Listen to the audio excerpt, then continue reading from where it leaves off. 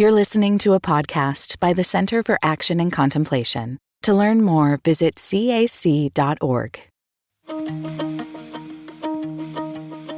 So, Swanson, we're going to talk about the cosmic egg. We're going to lay the cosmic egg, if you will. See what I did there?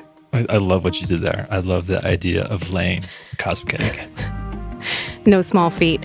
But in all seriousness, Richard has this very helpful frame that we wanted to explore within the guise of kind of like a final exploration of talking about the universal Christ. He lays out the cosmic egg as this nested my story within our story within the story. Yeah, it's a very useful frame that he's used over the years and really kind of emerged into something central that he's working with as a teaching tool in his latest book, The Wisdom Pattern. And it was fun to hear the ways that he is teasing this out, not only through kind of the larger context of the Christian contemplative tradition, but also with the lens of our time right now in these strange and confusing times that we find ourselves in within the pandemic. Yeah, the twilight zone that has been 2020 and still 2021. And I think, it's okay to name that, many of those who are listening, and it's certainly myself, had a little bit of an allergic reaction to like, oh no, another frame. Oh no, another map. And what exactly is the story, and who's determining the story, and what's, and shouldn't we be a little bit suspicious of dominant our stories, and especially, within the context of a lot of the racial reckoning that's happening in our country. So I want to say that, it was really fun to talk about the cosmic egg in more of a fluid, unfolding, reciprocal terminology. I mentioned that I found it easier to think of the cosmic egg as music, as if, my story, our story, and the story are being layered and are harmonizing and unfolding as if in a song. Yeah, I love that too. And I appreciate the way you named that, as three historically privileged people, that we're being transparent about the work that we're doing with, and the maps that we have at our disposal, and the way that we are acknowledging that, and also continue to do the work to see the blind spots with how we engage in these maps, but fully recognize the dynamic hugeness of reality and how we step into that. And I think this episode dips into that as we talk about the overall arching cosmic egg of meaning. Oh, for sure. I mean, we're in a time of great unknowing in so many different ways. And especially for those of us who are white, we are necessarily in a time of unknowing and unlearning and unsaying.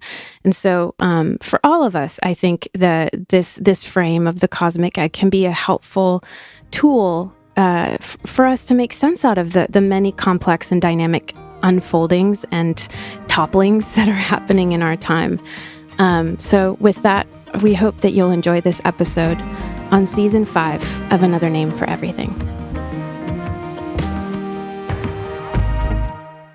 Richard and Brie, it's so good to be with you again for our final season of Another Name for Everything. The Hermitage looks a little different, but outside of that... Our virtual hermitage here on Zoom. It's nice of them to concoct it for us. We're excited to explore this theme of the cosmic egg of meaning with you, Richard. And it's been something that you've shared before, particularly around the CAC over the years that I've been here. And that it's also been included in a couple of your books, and most recently, The Wisdom Pattern. And we thought this would be a ripe theme for us to explore for this final season, but also knowing that this is probably a theme and a map that's new to a lot of folks. So if someone were hearing this idea of the cosmic egg of meaning, which I'm sure conjures up some fun images, how would you paint the picture of what you mean by the cosmic egg of meaning? Okay, I'll try. I learned it years ago from a scholar that whose name you might be familiar with, Joseph Chilton Pearce. And he wrote a book, The Cracking of the Cosmic Egg, introducing an image of wholeness in the cosmic egg, and yet admitting that in our time it was all cracked, that it was not holding together.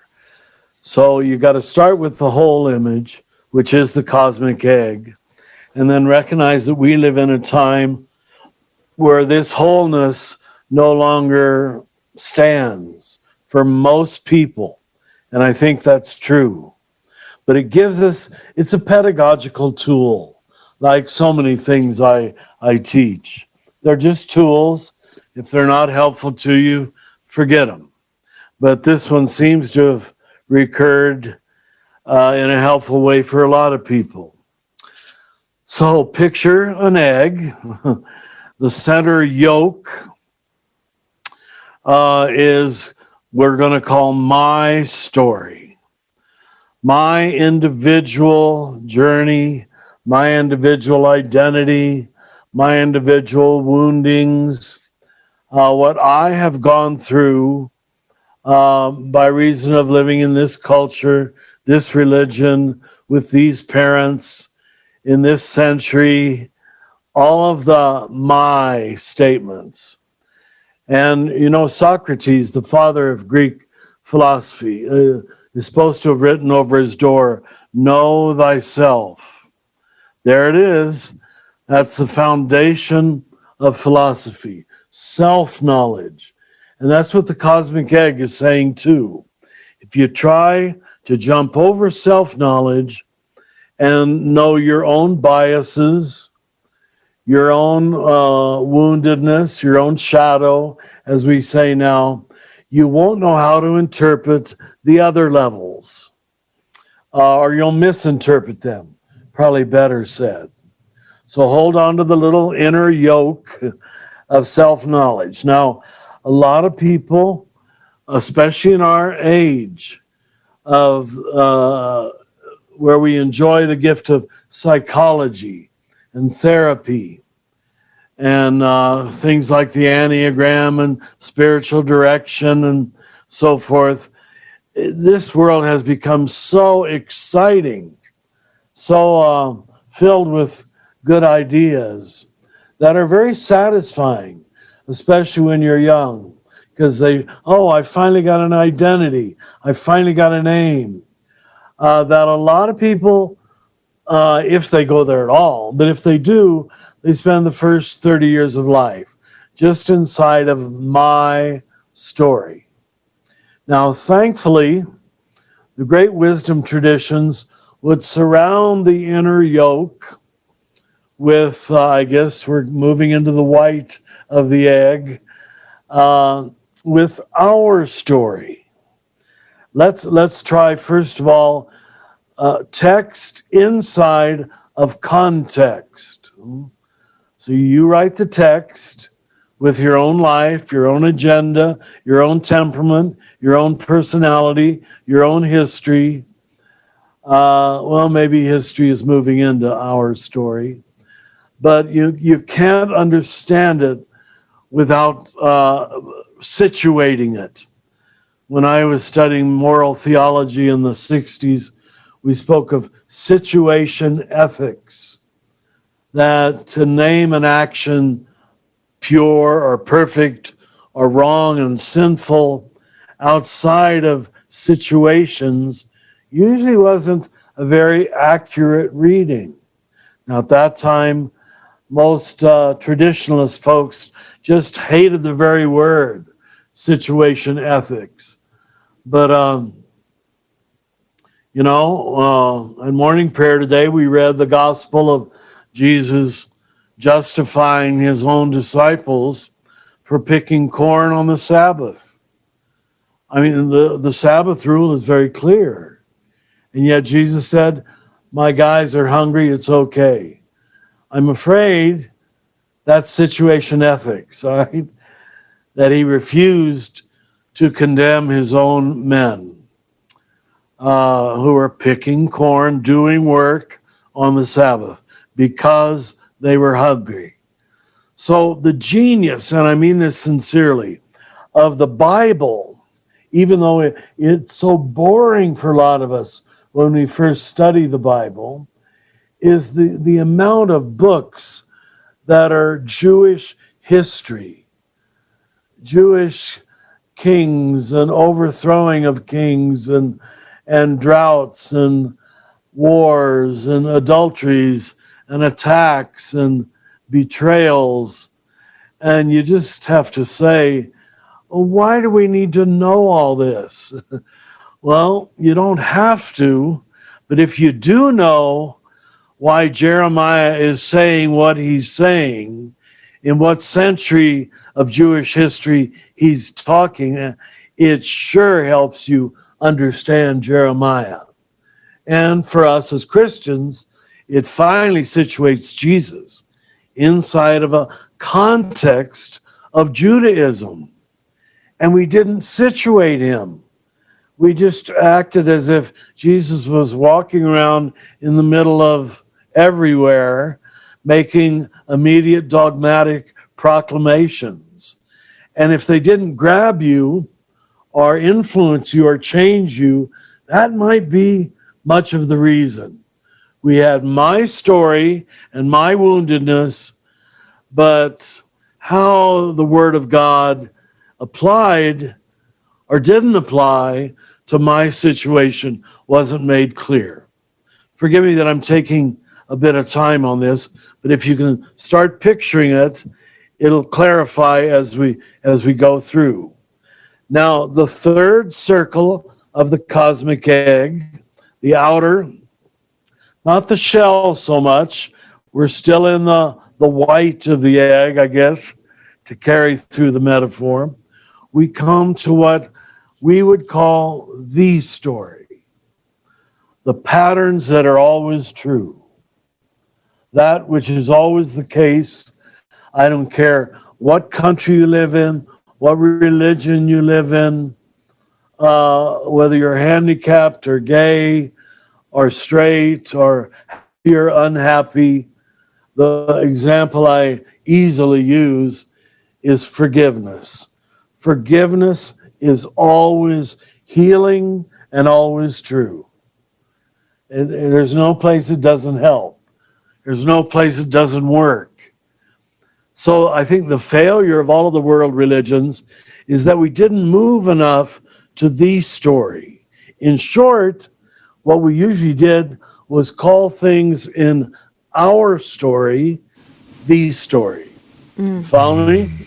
Yeah. Mm-hmm, mm-hmm. Yeah, because the Jewish people beautifully had the notion, in this case, of the Jewish Sabbath. We made it a universal, absolute truth. There's sure spiritual wisdom in keeping holy 1/7 of your life. Works real good. But don't tie it too much to Saturday and don't get legalistic about it.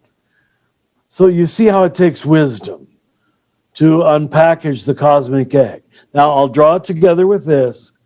What Joseph Chilton Pierce said, that in our time, especially after the dualistic fights of the Reformation and the rationalism of the Enlightenment, which sent us into 500 years of argument, that the cosmic egg for most people in the West is utterly cracked. Very few people have access to all three simultaneously. My story, our story, and the story. And so what they usually do is take refuge in one. And I'll stop on this, but let me explain it. They become overly individualistic. Everything is my therapy, my dreams, my temperament, my Enneagram number, all of that, which is a great starting point. Know yourself, know your own lens. Other people, and we call this in America today, identity politics. It's tearing us apart. It's usually people who don't have a lot of self-knowledge, who haven't spent much time with the yoke, who will throw all of their eggs, now the metaphor is getting confused, into our story. And you have to do that. You really do. But if that's your only circle of meaning, if you overstate the second, you usually avoid and miss out on the first and the third. Well, you might use the third, but it won't have much depth to it. Now, this is the final point. If you run too quickly, you try to make what I always call a nonstop flight to the story. We call that today, or many call that, spiritual bypassing, where you allow no talk of personality or self-knowledge. You say, as many fundamentalists do, that's mere psychology. That's mere babble. And it's because they haven't moved around in that. They're not familiar with the language. Or the clarifying of the issue of race today, that America necessarily must go through until we begin to heal it. It's denied as even an issue.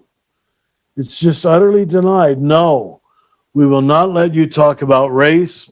We will not let you talk about gender.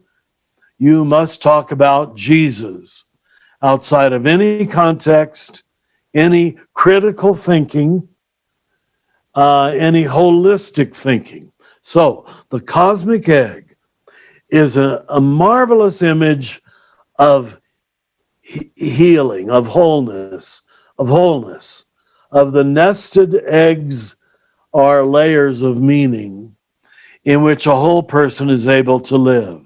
So what we're doing in the work of healing is helping people to retrieve the one or the other layer, my story or our story, or the false jump to the story that maybe they are involved in. There it is in a very oversimplified, but I hope very helpful way. Now you help me unpackage it.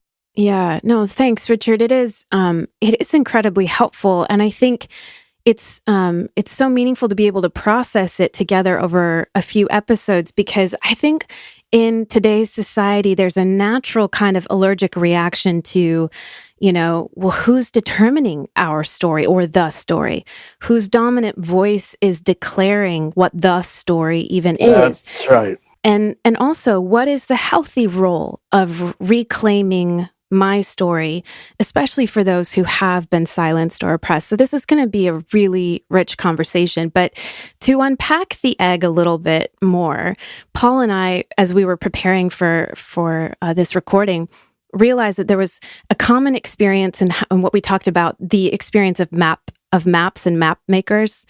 And it might be helpful to hear the story, because it might help us unpack the cosmic egg, not as a map, but as a fluid, reciprocal, nested reality, as you described. So the story goes something like this. Paul and we were prepping and we're having a conversation, and I said, I think there's this experience that we share where we're all being, we're wandering around and somebody comes down and tells us about a wardrobe, a magical wardrobe. And they lead us up the stairs, and we go up the stairs to an attic, and we find, this is the religious kind of journey, right? Or the journey of the self. We journey up the stairs with this other person, and we find a group of people who are camped out in front of the wardrobe. And there's lots of groups of people camped out in front of the wardrobe, and they're all there to worship the wardrobe. And they all have maps about the wardrobe, how to get to the wardrobe. Do you take the back stairs or the front stairs? Does the wardrobe have 3, hinges or 4? Is it painted or is it not? And we turn, and this would be maybe equivalent to the Our Story, we turn the wardrobe into a wardrobeism, a religion of the wardrobe. And at some point, either a mystic comes through the wardrobe, or we ourselves work up the courage to go into the wardrobe. And then the maps are useless. they got us there. But once you're in the wardrobe, you're in Narnia, and you have to trust your own experience and walk in that kind of trusting faith or unknowing, or embrace of the mysterious. And so as we were reflecting on the cosmic egg and map making, we were wanting to illustrate that this is a fluid system. It's a dynamic system. We're not going to be discussing the cosmic egg as the next map of wardrobeism that you need to worship. Yeah. But, Paul, you also talked about a DeMello story involving maps that you thought was helpful.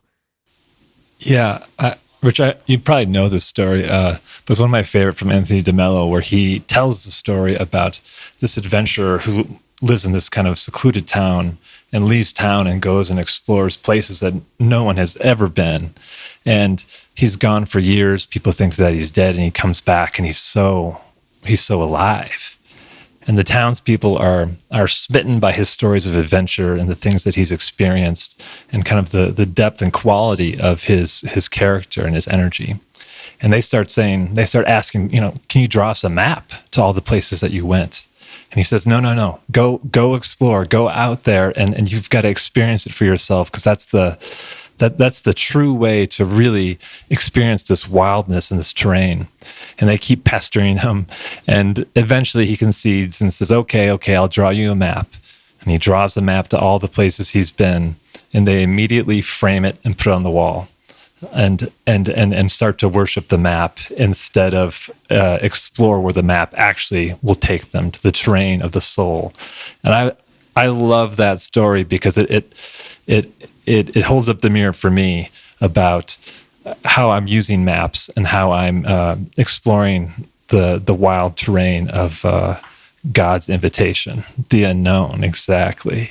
And I think, full disclosure, as we were looking at the cosmic egg, I was like, I'm struggling so much with looking at maps these days because of that tendency that we have as human beings to make something into the blueprint. But I found I could make it more dynamic to think of my story, our story, and the story as being layered almost like music, as harmonizing. And most importantly, not entirely finished. They're still unfolding. The my story is unfolding within the context of the hour and whatever the mysterious the story is, because obviously it's not completely knowable what the story is and is becoming. But I did find it helpful to think of it in terms of music and as an unfolding process. Very helpful what both of you said. Yeah, gee, that's good. Because we don't want this to become the new answer, but we do want it to offer it to you as a tool again, basically to create critical thinking. So you can critique your own story, so you can critique your own culture, so you can critique your own religion. And how do you do that? By integrating it with the other two. It's always the same pattern. Thank you for offering those further metaphors. I find them very helpful. Go ahead, keep leading me. You're so generous with us, Richard. I think, as I was reflecting on my own tendency to want to turn things into maps, what I realized is it's the unknown and unknowing and the terror of becoming that makes me want to grab onto things and make them, orthodoxy and something I can hang on to. And, in some ways, I think culturally we're observing a certain healthy critique of the map making process. Paul and I are both big fans of Bayo Akomolafe's book, These Wilds Beyond Our Fences. And in it, Charles Eisenstein writes this beautiful foreword, and he says, it wasn't just that society offered us the wrong map, it was the whole formula for making and following a map that was wrong. And I find that so stunning and helpful to make sense out of my own process. And I think the need to make a map or the need to cling to a map comes from often the terror of surrendering to not knowing, to having to have faith. but also is a tendency that we have to that we've inherited to dominate and subdue the unknown. And often that tends to result in map makers kind of intellectually, or those of us who cling to maps, as intellectually proving our understanding while being entirely disconnected from the moral and just responsibility of embodiment and relation to all bodies, like we've been discussing on the Cosmic Christ. And another helpful lens that may help folks is perhaps what we need as we explore these topics over the next couple episodes isn't the lens of a map maker, but the lens of an artist. And you can think of it this way, for those of you who are artistically inclined like me, to be those who are willing to make the middle, the process, the end goal, rather than the beginning and an end. Because sometimes we're trying to get from here to there. We're trying to arrive. And if instead we raise an altar to beauty, to mystery, to the present moment that's unfolding, I think that might help us in this conversation about my story, its relationship to our story, and whatever the beautiful mystery of the story is. Well put. Yes. My goodness. Thank you both.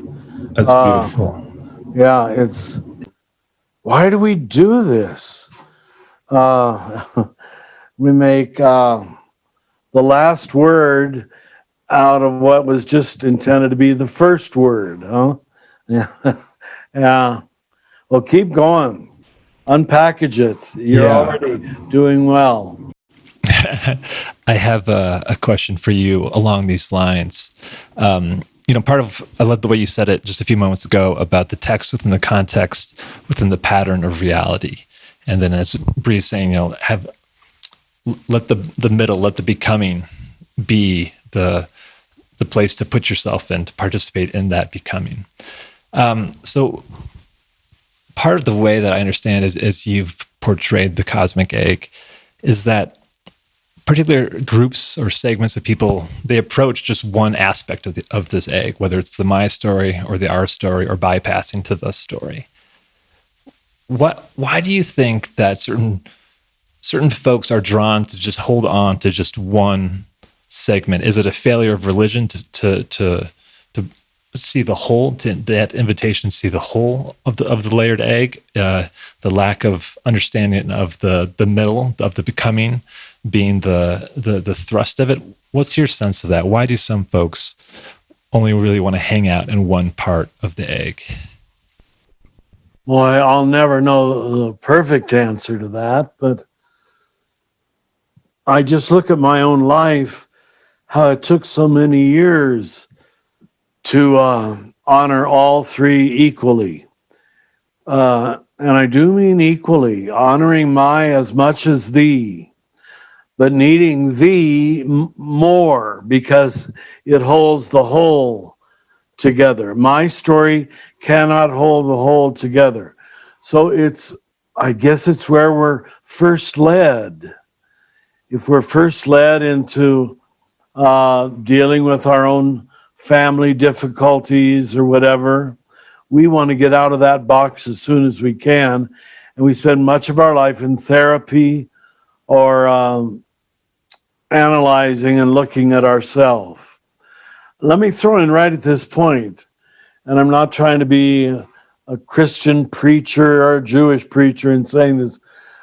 I want you to keep reflecting as we go through this, that the Bible really incorporates all three. And it's why we Catholics found the Bible so boring, because we weren't interested in Jewish history. We weren't interested in context. We weren't interested in Jeroboam and all these other characters. Now, you good Protestants tried to be interested in Jeroboam. I don't know how you succeeded at it. It was very genuine, Richard. It's a deep love of Jeroboam. But then you seem to me put so much time into memorizing our story, much of which was context outside of text, and it didn't help you enter into the real world or the real self or real religion. Then those who got a religious answer too early, too quickly. They were given answers before they were struggling for the right question. And I bet that was the case with all three of us. I was learning Catholic Catechism answers in the first grade at 6, which did hold me together, but in a very naive way. But that's all the little 6-year-old psyche needs. And the trouble was there wasn't enough adult education, adult spirituality, adult journey making. And I guess that's why we're offering this. This is adult religion, which you only come to as an adult. You have to have gone in and out of my, in and out of our, and in and out of thee. And that takes 70 years or 80 if we are strong, to just quote the Bible, the Psalm, So it's nobody's fault, not that you're trying to attribute fault, but you are asking a good question. Why do most people spend their whole life in one of these boxes? In short, it's liberals today stay in the center box because it's a new discovery, or the yoke, as I called it. Conservatives who don't spend much time on self-knowledge spend the time on the inner white of the egg, and that's good. But without self-knowledge or God knowledge, it's not great stuff. It really isn't. It always makes you self-preoccupied or fact preoccupied. I got the right information. Yeah. It also makes us obsessed with proving how other people don't have it right. And that's right. Other people don't know about Jeroboam. For example. That wasn't quite the example I was thinking of, but yeah, it works. But even, just thinking about the situation we find ourselves in right now politically in the U.S. Yes, and globally as well in different ways in Western countries, but the echo chambers that we find ourselves in of whatever the our or my story is, it's really nauseating because we're losing touch with that sense of wholeness and interconnection that allows us to transcend and see the bigger picture so that we don't allow, the smaller echoes to become the whole reality, which is precisely what seems to be happening. I'm so glad we're having this conversation. So shall we dive into talking about my story? Does that sound good? Yes, let me just make one more connection. Do it. The President of the United States, who will remain unnamed, who is now going out of office, and the President coming in, who will also remain unnamed, they're both our Jeroboam story. Do you understand? Don't absolutize either one of them. And that's what gets you trapped in political thinking and political infighting about they're just one king in the history of kings of Judah or kings of Israel. So I hope that does give us a way to apply this. And that's it for today's episode of Another Name for Everything with Richard Rohr. This podcast is produced by the Center for Action and Contemplation, thanks to the generosity of our donors.